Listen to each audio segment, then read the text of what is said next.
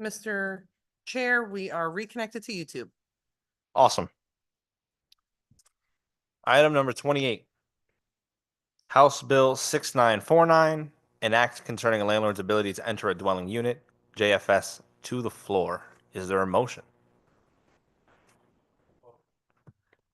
Moved. Is there any discussion? Representative Zullo. Thank you, Mr. Chair.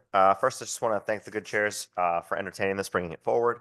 It arose out of a very common sense situation that happens to a lot of people when they own houses. Frankly, they go to sell them, they're renting them, and they can't get in the house to take photos. They can't get a realtor in the house in order to appraise it, to ready it for sale. And unfortunately, in those situations, what happens is that kind of wasted time often results in loss of dollars to the owner of the property, because the longer you can't market it, the longer you potentially might be losing on a rent, the longer you're missing critical times at the market. For example, if you're not able to get into a property, let's say at the beginning of January, early February, start taking photos, ready it for sale, then you're more likely to miss the spring market. And you have a lot of people looking for houses, and you have a lot of people, particularly families, who want to get that done before the summer, have the summer to move, get their families and kids settled for the fall to start school. So it arose out of that common sense situation, but it also, thanks to the chairs in this substitute language, adds a little more teeth as far as better defining what unreasonably withholding consent would imply or would be. Right now, that time period is set at 14 days or more. I'd hope there might be a little discussion on maybe bringing that down just a little bit. For now, though, I just want to say I appreciate the bill coming forward. I think it's a common sense measure. I don't think it endangers tenants in any way. And again, I think it promotes these properties turning over so that more people can continue to live in them and it can contribute to our economy. So I appreciate that and thank you. Thank you, Representative Zullo. Any other questions? Thank you. Thank you, Representative Scott. Mr. Chair. I just want to add to the part about the timing to kind of give some history behind that. You know, we originally were talking about 7 days with this as we went into the public hearing. We did change back to 14. Some of the complaints were if someone's on vacation for a week and they can't work it out and have it, like, are they going to be penalized for that? I think there's more discussion to be had. I understand the flexibility that a tenant should be given if they're not in the district or not in their house or whatever. But I do believe maybe 14 is too much. We again, love the fact that we're at least having the conversation and we have a couple months to kind of fine tune it to see if there's a number that we come up with that works for all parties and how it could work. So thank you very much. Any other questions, comments, or just Senator Sampson? Thank you, Mr. Chairman. Just wanted to point out that the vast majority of leases say something along the lines of 48 hours or 72 hours notice would be sufficient. And typically those leases are signed by both parties in agreement. I'm just curious how this would potentially interfere or override that being in a lease document. Would this take precedent, or would that still allow a landlord to honor what's in the lease? Through you, Mr. Chairman. I think the intention, and I will even allow the good proponent to chime in, but I think the intention that we had when we were discussing this amongst ourselves was to create a definition for what is unreasonable when you bring a summary process eviction. So you put it at 14 days. I'm sorry, Representative Scott, if you covered this. I know you were talking about because people are talking about, like, what if somebody took a 7-day vacation and they were away? And I think that is a reasonable assumption that people might take a week's vacation, even maybe take a 2 weeks vacation. But given that extra 7 days, they would have the opportunity to talk to somebody within their family, whoever has the keys to their house, figure out how to make sure things are presentable the way they want. Maybe any money they have lying around is put away, something like that, while they're not in the country or in the state, whatever that may be. That's why we made it 14 days. I'm not sure how that would interfere with the 48 hours that are within the lease, but I know that the 48 hours would not constitute unreasonable in a summary process eviction. This would be trying to create a definition of what unreasonable is. Representative Zullo, anything to add? I would just add that if we want to control for that or address it, we might just put in future iterations of the bill, or if it moves forward, notwithstanding existing terms in a lease as to that topic, unreasonably withhold consent shall mean 14 days. So then you can cover for the lease, and if there's for if it's an oral lease, if it's just not addressed in the lease, then you have a default. So it's like a default contract provision. Understood. Senator Simpson. Thank you, Mr. Chairman. I certainly understand the desire to create this definition for unreasonable. And I heard the argument about a week's vacation, but some people go away for 2 weeks. Why not make it 2 weeks then? I mean, it's just, it seems kind of arbitrary from that standpoint. I guess my real concern about this issue is really if there's a necessity for the landlord to get in. I know that there's something in here about emergencies. But who gets to decide what an emergency is?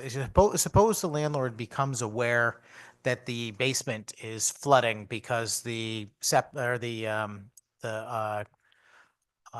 sump pump is not working, and they contact the tenant, and the tenant says that you've got to wait 14 days to get in to address it. Is that something that could be considered an emergency and would allow the landlord to get in there sooner through you, Mr. Chairman?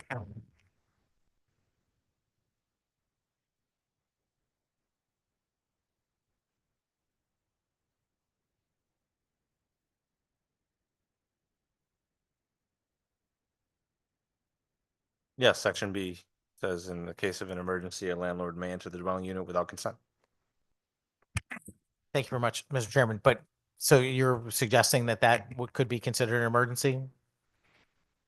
I guess that's what I'm curious about is like what defines an emergency. I mean, I think everybody in the room would agree the house is on fire. Okay. I don't think anybody would dispute that that's an emergency. The landlord can go in and put out a fire. Okay. But what if it's not a fire? What if it's something that is going to maybe destroy the boiler because the sump pump is not working and water? Maybe there's an alarm. I have it in my own house. I got a little alarm that goes off if the water level in the basement goes above, a quarter of an inch or something like that. So I know I got to address the water in the basement. And people can have these set up even in rental properties. So suppose that's happening, but the only danger is that the boiler is going to be destroyed if it is prolonged for more than a few days. Does that constitute an emergency in the with respect to the language in lines 10 or 11 and 12? Yeah, I think in both examples you gave for the boiler and the flooding, it presents an encumbrance of money that would need to be spent by either the housing provider landlord or the tenant, most likely the housing provider landlord. Also presents danger to the possessions of the tenant as well. I think that would constitute an emergency, yes. Thank you, Mr. Chairman. I wish you were my judge ever. And then, you always have the answer I want to hear, but I don't think that those are necessarily the answers that actually happen when you test it in real life. So I really hope that your legislative intent that we're creating actually sticks. If these things ever happen in the future. Just another question about another circumstance. What if you have the situation that was mentioned where you have the landlord is trying to sell the property or rent it to another prospective tenant, and the existing tenant is going to tell the landlord in every case that they've got to wait 14 days for someone to see the property if it's being listed for rent or sale through you, Mr. Chairman. Are you asking if that would be an emergency? I'm asking if that would be the circumstances that this bill would create, that the landlord would have to wait 14 days if that's what they were told by the tenant. If they do not have consent from the tenant, then yes, 14 days. Yes. And that 14 days would be repeated every time, in my view. If I said, I want to show the place, I have someone interested, they really want to come Tuesday, the tenant could say, well, you have to wait 14 days. And then, the next time this happens, and I give them notice, even if it's the next day, they're going to have to wait 14 days from that day. Is that that's the way I read it? Is that the way you understand it as well, Mr. Chairman? I don't know about that specific situation, but I do understand what you're getting at. Maybe if it is from some indiscriminate period of time between that first 14 days and the next 14 days, yes. If you did not know within that first 14-day period that you were going to show it again, you may run into that situation where you have to wait 14 days a second time. Mr. Chairman. So, I mean, I'm trying to be reasonable and understand what's going on here. I mean, I deal with tenants. I have one tenant that they go back to Brazil every year, and they go for like 2.5 months. And with my tenant's father, he looks after the place, makes sure that if there's snow or anything, he cleans up and checks on the place and makes sure that the heat's working and stuff. And we have a good situation because we plan it out in advance. And I think that's the case most of the time. And I think that what I don't want to create here is a policy that is going to exacerbate situations that are less amicable. Because I think if you have a non-amicable relationship between a landlord and a tenant, this could very easily be used as a weapon. 14 days is a very long period of time to deny the landlord if there's legitimate reasons to enter the unit, particularly to make immediate repairs to things that might jeopardize the property. I mean, if you have a water leak from the unit upstairs, for example, and that is leaking into this particular unit, and it is causing damage right then and there. I don't know that a court agrees that a slow water leak from upstairs is actually an emergency. So a tenant could actually, under this language, reasonably deny the landlord access for 14 days. And in 14 days, that little tiny leak could be a big mess and could lead to substantial damage and a significantly greater cost to repair. And landlords do run into situations where they are trying to make repairs to apartments and the tenants deny them access.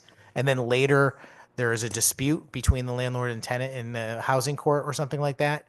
And the tenant's saying, well, the landlord won't fix the thing. And the landlord's saying, well, they won't let my repair person in. I just don't want to exacerbate that problem by increasing the amount of time, because I don't know that the court actually would say 14 days. I suspect that they are going on a tighter scale than that, as far as what they would consider unreasonable. And I believe 14 days may be making it longer than it would be otherwise. I get the desire to come up with something to define unreasonable. I just think 14 days is way too long, and I don't think it is reasonable. And I'll be voting no as a result. Thank you. Thank you, Senator. Any other questions, comments, discussion? Senator Anwar. Thank you so much, Mr. Chair. Mr. Chair, can I clarify, is there a penalty for the tenant if they refuse this in the bill? If you create a definition for unreasonable, it would allow a path to a summary process eviction, but that is not a penalty. That is just creating a pathway to get to that result, which is already something that people do. I know the proponent is trying to solve a problem here, and I think we are on a track to solve the problem. We have not reached that in this bill yet, but I think it's not fully cooked. But at least at the same time, I would just be voting today in favor of this to get out of the committee. But I don't think it's a final product, and I can just suggest that there will be opportunity to address this. Some of the things that Senator Sampson has spoken of, and perhaps others, and maybe there's an opportunity to fix this. So I will vote yes, but just want to make a comment that it's not fully ready yet. Thank you, Mr. Chair. Thank you, Senator Anwar, and I would agree. This is not fully cooked. We have ways to go, and we will try to figure out best we can. Any other questions, comments, or discussion? I just want to be crystal clear in case I did not read it into the record. This is proposed substitute LCO number 5975. Madam Clerk, can you please call the roll? This is a roll call vote on Bill 6949 as amended by LCO number 5975. Representative Felipe, Yes. Senator Marks, Yes. Representative Scott, Representative Scott's a yes. Senator Sampson, Sampson is a no. Representative Roberts, Representative Roberts, yes. Senator Gaston, Senator Gaston votes yes. Senator Anwar, Senator Anwar votes yes. Representative Brown, Brown is a yes. Representative Butler, Representative Butler votes yes. Representative Corpus, Corpus votes yes. Representative Gonzalez, Yes. Representative Hall, Senator Hockenell, Representative Jensen, Jensen is yes.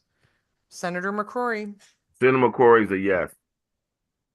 Representative Sanchez, Sanchez is a yes. Representative Sweet, Sweet is a yes. Representative Turco, Yes. Representative Weir, Yes. Representative Zulo. Rep. Zula votes yes. Thank you.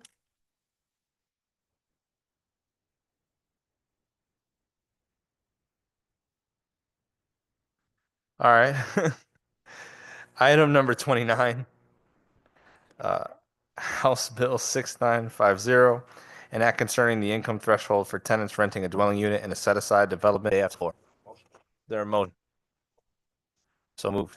Any discussion? Representative Scott. Thank you, Mr. Chair.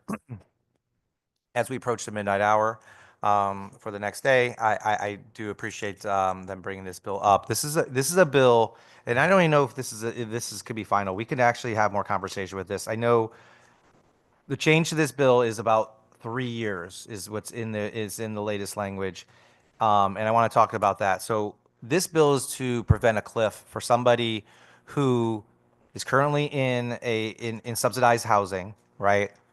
And they are just got a raise, let's say. They just finally made it up to enough money and they have to go to renew. This gives them a runway. This gives them a little bit of runway to say that day you do not need to be out of that place because you don't qualify anymore for that. It does give a runway. I don't know if 3 years is the runway. Maybe I'd even be comfortable even shorting it down potentially. I know my other ranking is going to have even a bigger problem with that. But my idea is to give them a little bit of runway so that they finally hit a threshold, they're not immediately kicked out of that place. So I appreciate the gist of this bill. I appreciate the idea, and if it needs to be brought down a little bit more to make it more cumbersome or less cumbersome for everybody else, I get that. At least that first year, let them know, hey, you made more money, now you're going to be out. It gives you a year to prepare to move on and find a new place, but you're not getting that subsidization anymore because of the level of income you make. So I do appreciate the idea. I do appreciate this in general of not making that someone jump off that cliff because they're stuck because they made a little bit more money. So good for them. I hope they can save a little bit and get to another place that's less subsidized. So thank you. Thank you, Representative Scott. Any other questions, comments, discussion? Senator Sampson. Thank you, Mr. Chairman. My colleague was correct. 3 years to me is absurd. That is not a runway. That is like a road to get you far from home.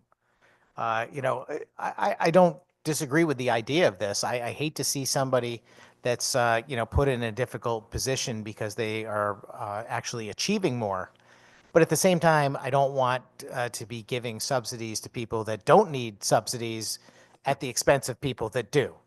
And this is something that's come up a couple of times today. It's like, giving people wrap vouchers when they got somebody in the house making 100 grand. It's just as absurd in my view. And if we can work on this and shorten this to some reasonable amount, like a year, I could support it, but I can't support 3 years. Thank you, Mr. Chairman.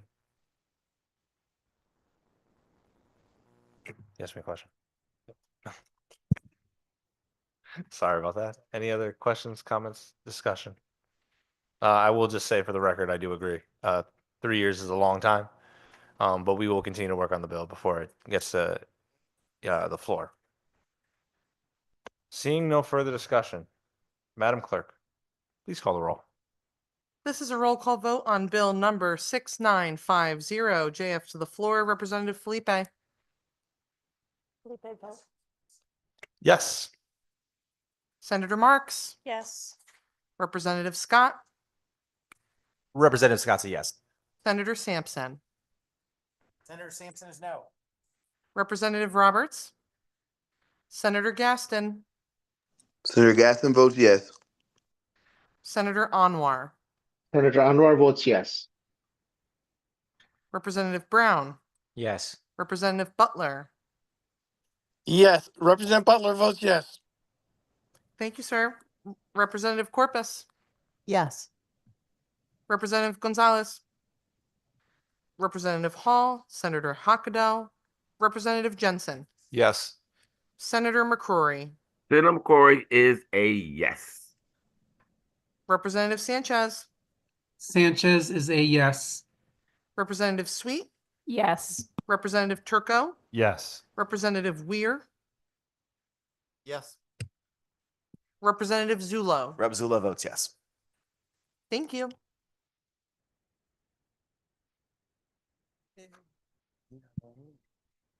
Number 30, Senate Bill number 1305, motion to JF to the floor.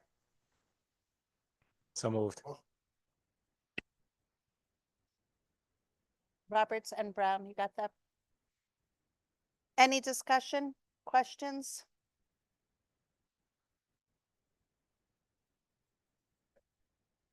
Yes, Ranking Member Sampson. You have your hands up in the air. Okay. Thank you very much for the recognition, Madam Chairman. Good bill ought to pass. Thank you.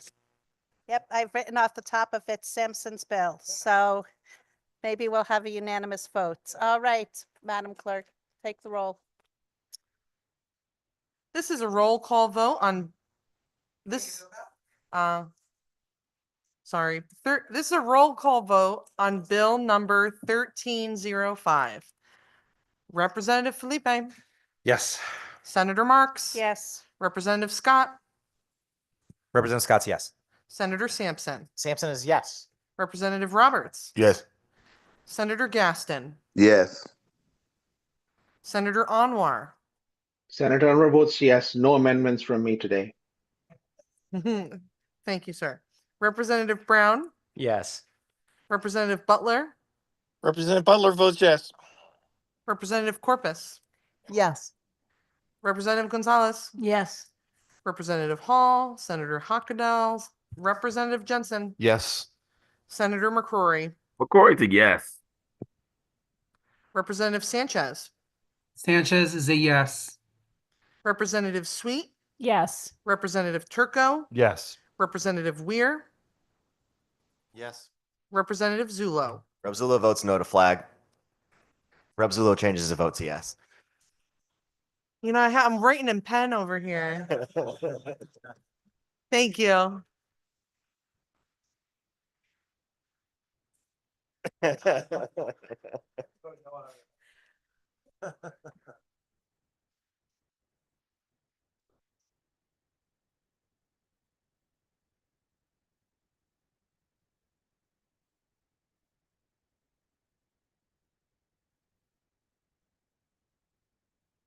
No, no tally. No, not an amendment. Item number 31. House Bill 7113, an act permitting municipalities to establish light touch density housing. JF to the floor. So moved. Moved, seconded. Any discussion? Senator, Representative Corpus. Yes, thank you, Mr. Chairman. I wanted to ask, the title of the bill says permitting, and I think that if I'm reading this correctly, it is actually optional on the part of the towns and municipalities. We had two people testify before us who said it's a mandate. So the word permitting should be scrapped, but on further, like looking at this bill now, I just wanted to clarify, this basically says that a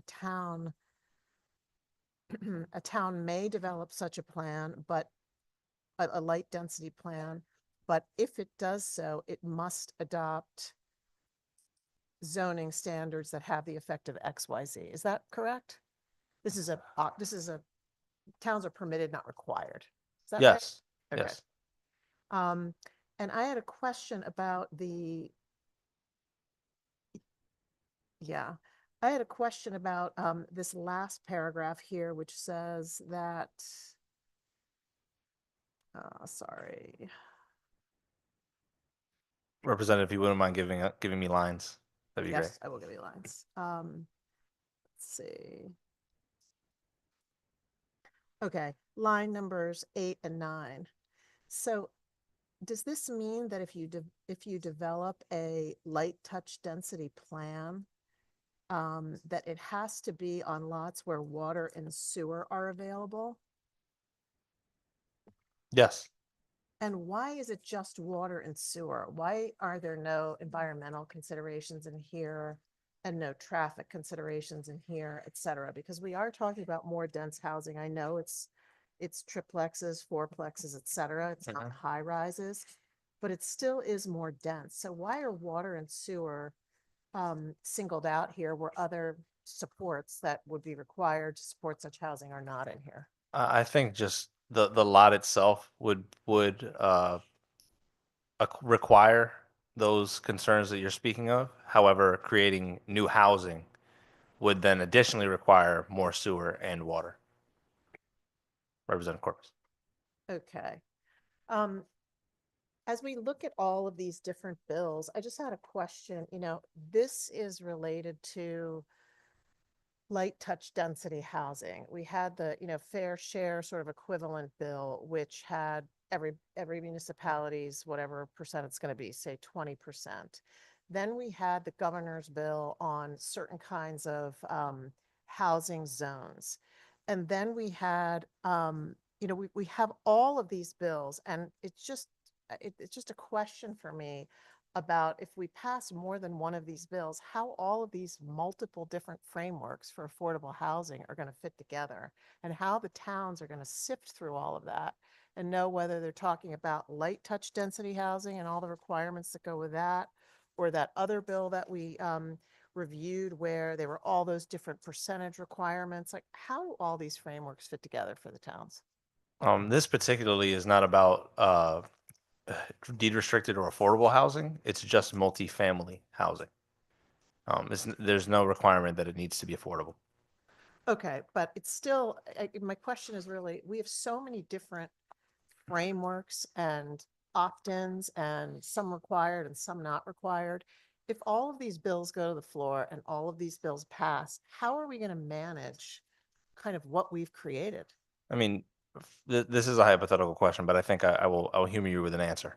When you look at, let's say you conflate this with the governor's bill, for example, adding the quarter points. I would assume that because you are building what would be the equivalent of a triplex, duplex, quadruplex, it would then count as that quarter point. So those would work together in that way. I I would not go into, because I don't want to trip either of us up with the fair share piece. That is one way that those bills could work together. And there will obviously be other consequences if we pass other bills. They just sometimes work off each other. But I do not think that the concept of this bill would be negatively, or I don't think it would be structurally impacted by at least the other two bills you mentioned. Okay, I would just like to acknowledge and put on the record that, we're talking about sometimes tiny towns with tiny P and Z departments. And we are having trouble in this committee keeping track of all of these different frameworks. And I just think I think we should be careful. And I know the expectation is not that every single one of these bills is going to pass, but we're really creating a bit of a monster. Like, are we tracking our moratorium points? Are we tracking our 830G points? Are we in a governor's, kind of specific zone? Are we in a transit oriented zone? I just wanted to make the point that we're creating a lot of overlapping Venn diagrams here, and it's going to be a lot for our towns if a lot of these bills pass at the same time. I understand that concern, and I do agree. However, this being optional means that your town can, uh, be aware of it at any time they would like, and they can choose whether or not they want to participate. Thank you, Okay, Representative. thank you. Any other questions, comments, concerns? Representative Scott? Thank you, Mr. Chair. I do have, I have a couple lines I would like to, I would like to be able to go over with you a little bit more specifically. It does sound like we talked about permitting for this bill, but these lines that I'm going to talk about, lines 29 through 32, don't appear to me to be something that is permitting or may for the municipality. It does appear to be a shall, and there's the word shall in there. I just want to make sure very clear that this is not a mandate or not a requirement or as of right by the folks to make this mandate on the municipality. So again, Mr. Chair, if we could look at lines 29 through 32, and talks about a lot in a single family zone shall be considered administratively without discretionary review or hearing. where there is available source of water for such housing. To me, the word shall, the word hearing, or without discretionary review, or hearing, meaning that there's no hearing and there's no review. I just want to be clear, because to me, that does not mean it's permissive, it's a may, this is a shall, that they have to consider this and have to actually have no hearing and no discretionary review. Can you please just elaborate a little bit more on these lines 29 through 32, please? Thank you. It is my understanding that this is related to like P and Z, for example, but your town council, town meeting, whatever you have, would have to adopt this, and then there would be no further hearing or discussion after it was opted into. Sorry, I didn't have my button pushed. So it doesn't, again, I would say it doesn't say that. Like, I'm not getting what you just explained is not, I don't believe, I know it says shall not adopt objective zoning standards, the municipality agency. I'm not reading that way. I do see it says a municipal agency may adopt objective zoning standards, but that's after the fact. And it says that, yeah, if you look at Reliance 33, 34, 35, it does not prohibit that. So I do worry that we're not going to the optical. We're not going back to the point that again, this goes back to almost the first bill we talked about, where I don't think the wording matches. That's my opinion. That doesn't match necessarily what the intent is. I think that this lines 29 through 32 kind of goes away from everything else. So there's a lot of mays after that, but that's not that where we're at right there. So I don't know if you have an answer. I'll pause for right now.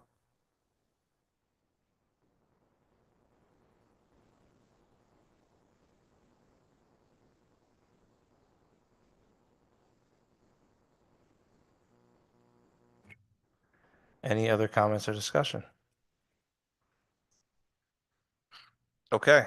I think we talked a lot about what the intent of the bill is, and I just want to very quickly, and if we can do this in less than 5 minutes, I'd be delighted. Lines 29 through 32, where it says a single-family zone shall be considered administratively. If we can make an oral amendment to strike the word shall, replace it with the word may.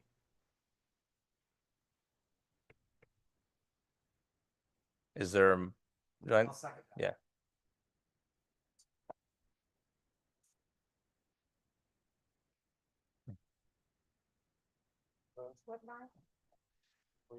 In line 30, it says single family zone shall be considered administratively. I'm saying we change that shall to a may.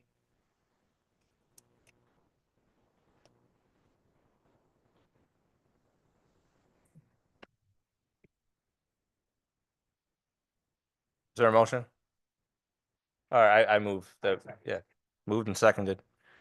Any discussion on the oral amendment? Any opposition to a voice vote? All those in favor signify by saying aye. Aye. All those Aye. opposed? The ayes have it. The amendment is adopted. Any discussion on the proposed bill as amended? Seeing none, Madam Clerk, can you please call the roll? This is a roll call vote on Bill number 7113 as amended by a voice amendment. Representative Felipe, Yes.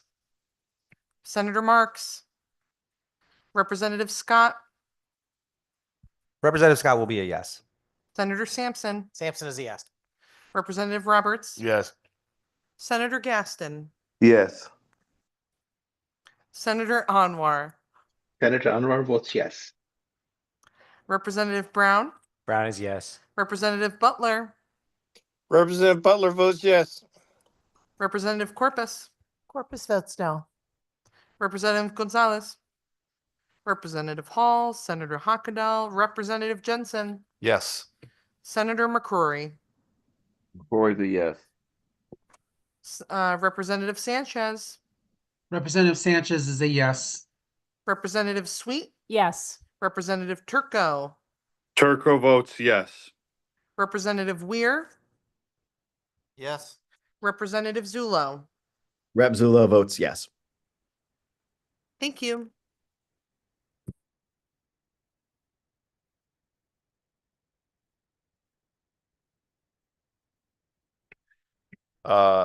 Next, we have item number 32, House Bill 7032, an act establishing a program to assist municipalities in developing pre-approved building plans. JF to the floor. Motion. Moved. Is there any discussion?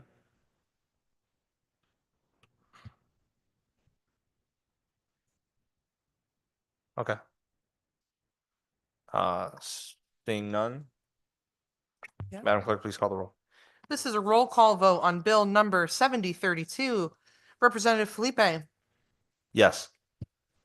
Senator Marks, Yep. Representative Scott, Yes. Senator Sampson, Sampson is yes.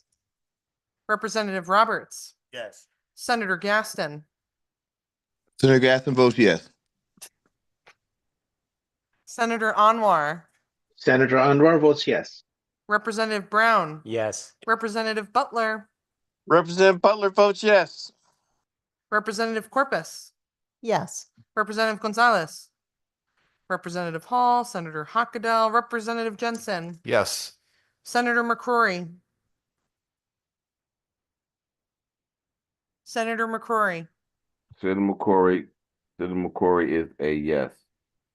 Representative Sanchez, Sanchez is a yes. Representative Sweet, Yes. Representative Turco, Turco votes yes. Representative Weir, Yes. Representative Zulo. Rep. Zulo votes yes. Thank you. Number 33, Senate Bill 1264 LCO, number 5716. And I will say this bill also has a big red Simpson written across the top. An act requiring a notification of rights to parties before a fair rent commission. Do I have a motion for a JFS to the floor? Motion. Second. Is there any discussion or comments? Ranking Member Sampson. Thank you very much for the recognition, Madam Chairman. I'll be very brief and just say that this is an excellent bill that looks out for the rights of both parties in a fair rent commission meeting. We heard testimony from some folks that have participated in fair rent commissions all across the state, and they testified that, some of these commissions are very professional and well-run, and some other ones are kind of loosey-goosey about the rules and how to handle things. And so I thought that it might be good if we're going to have fair rent commissions that we put a few parameters in place. And this is just one that says all the parties should be aware of what their rights are. And rather than turn it into a big complex thing, we're going to have the Commissioner of Housing create a form that can be handed out and also appear on the website. I think it's a great bill. It's simple, it's not overkill, and it does some good in making sure people are aware of what their rights are. Thank you very much, Madam Chairman. Thank you. Anybody else have any comments or questions? Seeing none, Madam Clerk, please take the roll. This is a roll call vote on bill number 1264 as amended by LCO number 5716. Representative Felipe, Yes. Senator Marks, Yes. Representative Scott, Yes. Senator Sampson. Yes. Thank you. You got a good voice. Representative Roberts, Yes. Senator Gaston, Senator Gaston votes yes.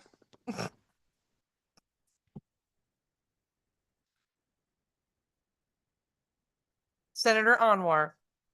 Senator Anwar votes maybe. I'm sorry, I mean, yes.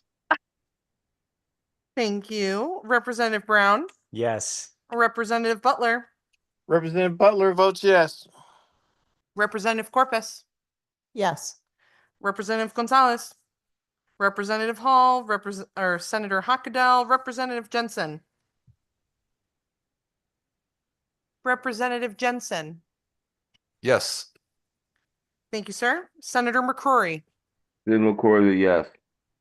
Representative Sanchez, Sanchez is a yes. Representative Sweet, Yes. Representative Turco, Turco votes yes. Representative Weir. Representative Zulo. Rep. Zula votes yes. Thank you.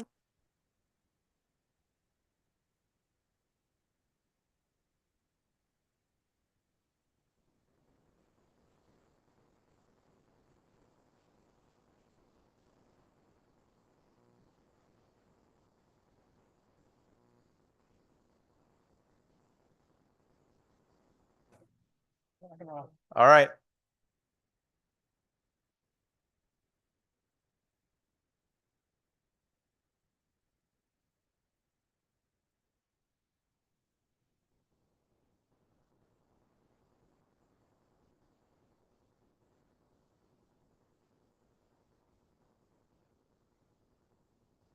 The committee will not be taking action on items number 22, 17, 13, and 34. We also announced the date and time of our next meeting. There is a meeting on the 11th. If you guys don't have any other meetings here, I suggest you get a haircut, you walk your dog, you have a good time. We will not be having any more meetings of the housing committee. I want to say thank you to each and every person who stuck it out with us. It's a really hard process, but we got through it. I want to say thank you to our staff. Partisan, bipartisan. Just for the bipartisan staff, thank you, Heather, Joe, Sean, Julia, Brianna. I'm missing one. Am I? I said Sean. And thank you, Ariana. And Will Cromwell for House Dems policy. I will leave it to the good Senate ranking member to call out his folks. Thank you very much, Mr. Chairman. I will just reiterate thanking all the nonpartisan and partisan staff on both sides. And I just want to say, don't blame me for keeping us here till 12:30. I'm not the guy who put the 30 bills on the agenda. So Would you like to and debate I this don't know right if we recognized the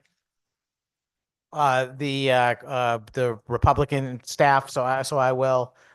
Sean Cleary, my dear friend, Jackson Shipke, and again, Nolan Davis, my trusty aide who's saved me and kept me fed and watered all day, along with Sean and Jackson. Thank you. I just would like to know if Ranking Member Sampson would like to debate whose fault it is that we're still here at 12:30 at night. Oh my God, no. Were you here for the first 5 hours of this meeting? All right. Thank you, everybody, for all your, We have Representative Butler, what you got? I got it. Yes, quickly, you noticed you actually read off items that we weren't going to take action on, and I just wanted to make note of this to see if I actually missed any votes. Representative Butler, we're going to quickly just give our last closing remarks, then we will recess, and you can do all of that with Ariana. Fine. Anything? no, I'm good. Oh, just kidding. We're recessing right now. We'll be in recess. We will hold votes open for 30 minutes. Ariana has to sleep too. But I hope everybody can get their votes in. Everybody has a good evening, a good rest of session. I'm sure I'll be seeing you guys around. Drive safe.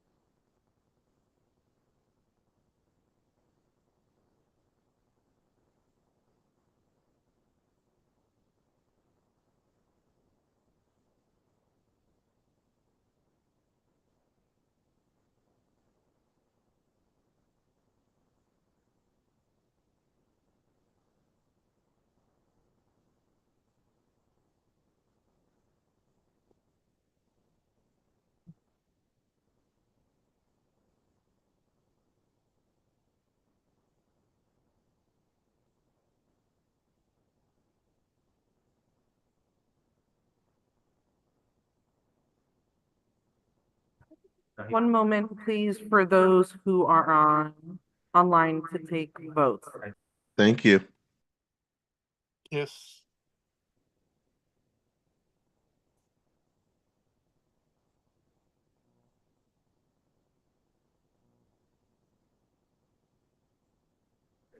Okay. Do you have everybody's number if somebody doesn't vote? Yeah. Dan's very.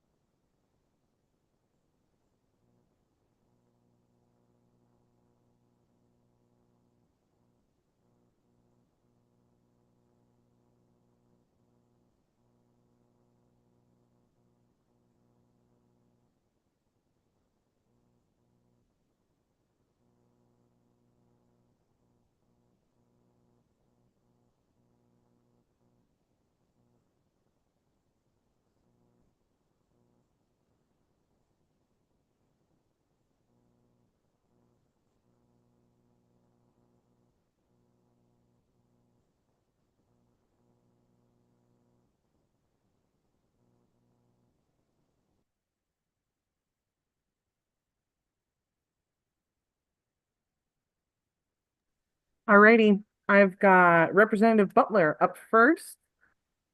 Please give me a quick moment just to track down the ones that you missed.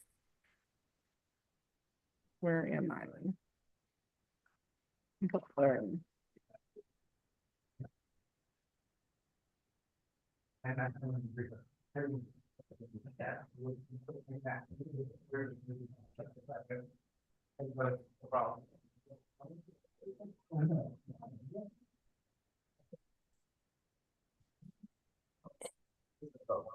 No, the only one was Representative Jensen. He came by and Everyone else, all their votes in. everybody's all set. All right, Representative Butler. I have you having missed a vote on, you hear me? Yep. I have you Yes. having missed a vote on 6892. Would you like me to read the bill number to you? Yes, please. Can you hear me, sir? I can. Okay. So 6892, an act limiting the increase of rental charges on transfer of residential property to a new owner. How would you like to vote? Yes. Yes. Okay. I've got 6939, an act authorizing state funding for the Right to Counsel program. How would you like to vote? Yes.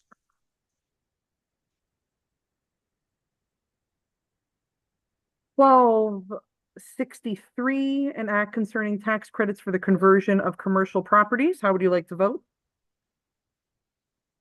You said 1263. Oh, I see. Yes. Yes.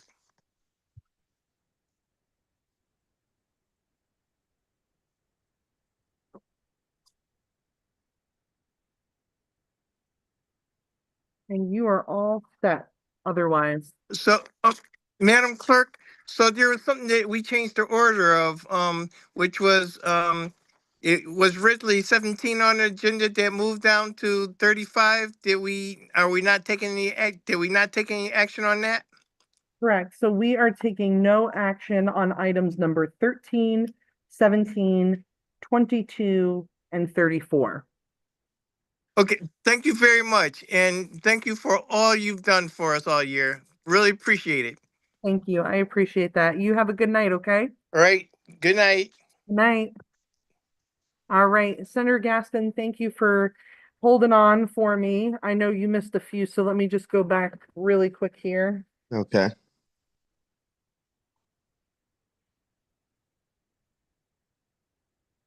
Where am I?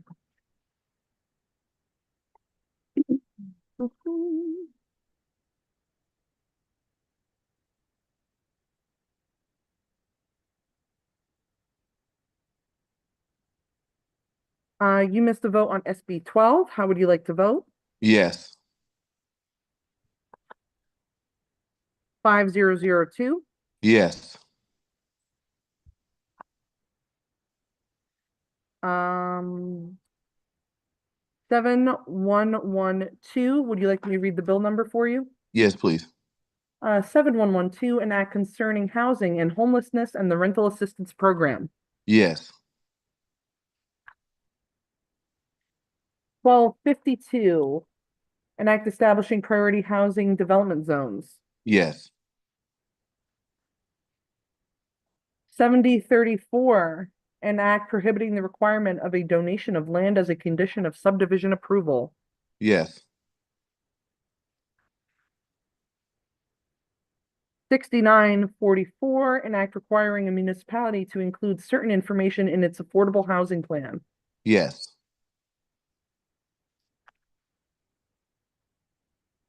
1302, an act prohibiting the eviction of a residential tenant for non-payment of rent if a landlord's online rental payment system prevents such payment of rent.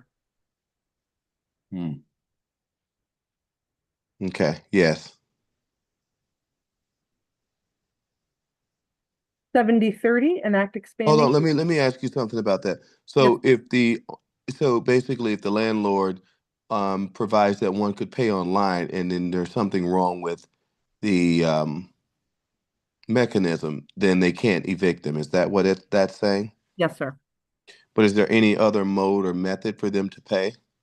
So they would also be able to pay via check, I believe, if it is so allowed in their lease. And there was discussion about a grace period Okay. for having missed that, but there was no definitive answer on what that grace period would be. All right. For now, no for that. For now, no on 13. Yeah. Yep. Got it. 7030, act expanding the open choice voucher pilot program. Yes. 7033, an act prohibiting a municipality from imposing any penalty on homeless persons for performing life-sustaining activities on public land. Yes.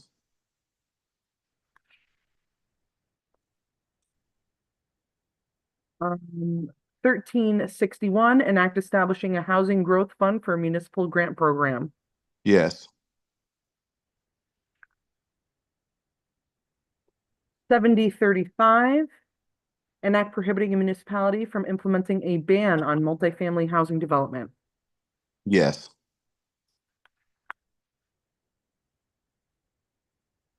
1364, an act establishing a program and appropriating funds for the construction of tiny homes. Yes.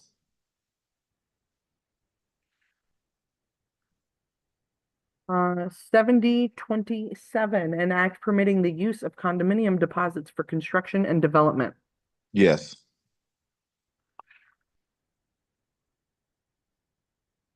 7110, an act appropriating funds for housing to state-recognized tribes, requiring each tribe to conduct a study and create a report and concerning the care and management of reservation lands and tribal funds. Yes. This is being JFR to approps.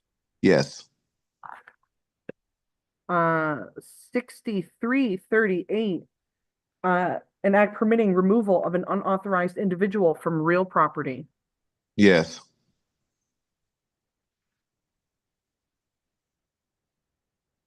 One moment, please. Mm-hmm.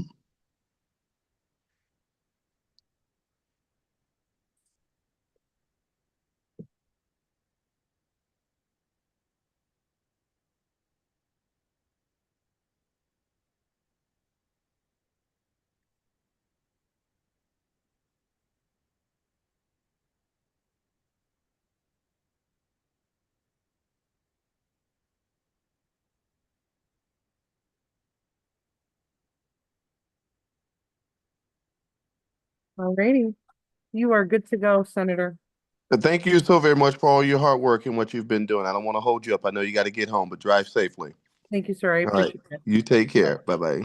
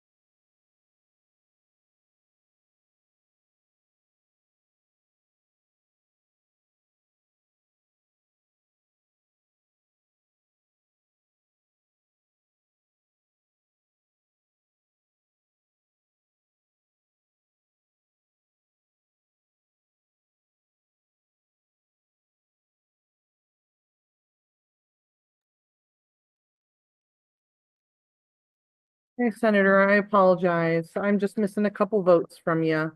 No problem. Let me just grab the right pages.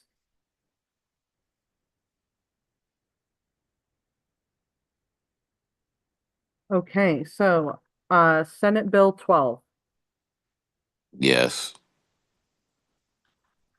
House Bill 5002.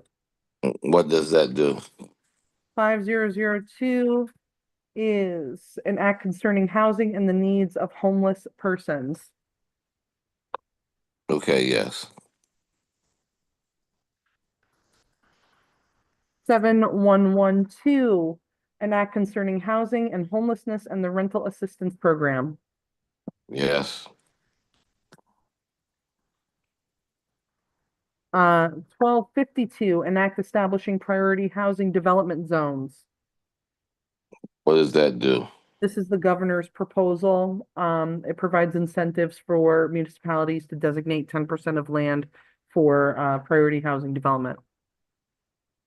No. No. Um, 7034, an act prohibiting the requirement of a donation of land as a condition of subdivision approval. Yes.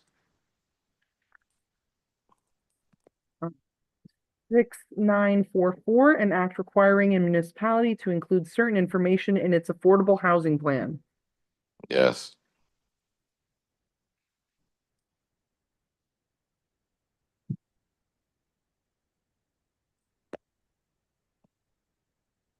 $70.33, an act prohibiting, thank you, a municipality from imposing any penalty on homeless persons for performing life-sustaining activities on public land. Yes.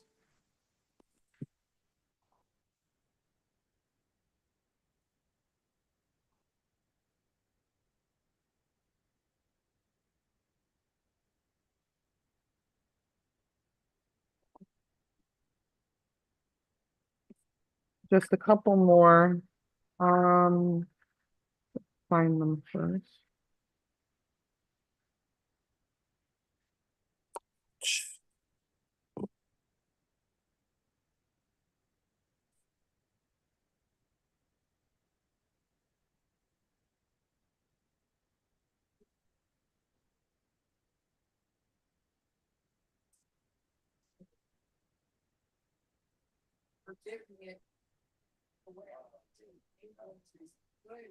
Great, sir, you are all set. Thank you very Thank you. much.